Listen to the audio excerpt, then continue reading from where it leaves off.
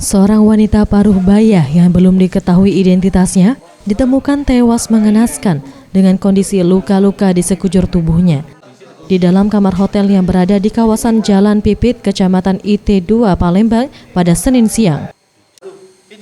Menurut keterangan Elda, petugas penerima tamu mengungkapkan sebelumnya korban datang bersama seorang pria bernama Aam dengan mengendarai sepeda motor warna kuning dan check-in pada pukul 8 pagi. Namun berselang 2 jam kemudian, teman pria korban terlihat tergesa-gesa seorang diri pergi meninggalkan lokasi dengan keadaan luka cakaran di wajah.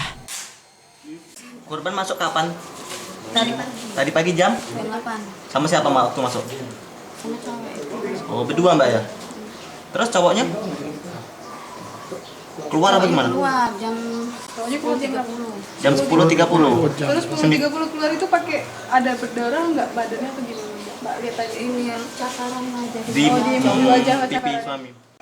Sementara itu, Kanit Reskrim Polsek IT2, Ibda Suryadi, yang mendatangi lokasi kejadian mengutarakan korban tewas dengan cara dianiaya menggunakan benda tumpul dan juga senjata tajam. Kemudian leher korban dijerat dengan tali tambang. Pihaknya telah mengantongi identitas pelaku dan masih dalam pengejaran petugas. Ada tindakan kekerasan, kemudian leher diikat dengan tali dan tali dikaitkan dengan besi pada lemari pakaian. Untuk barang bukti yang lainnya dan di sekitar TKP? Barang bukti yang kita amankan tadi ada yang kita diambil oleh petugas identifikasi, itu ada beberapa lembar rambut, terus sidik jari.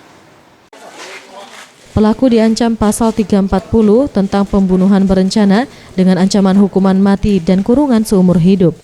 Farel Dwi Satria, Setiawan Rizky, Sriwijaya TV.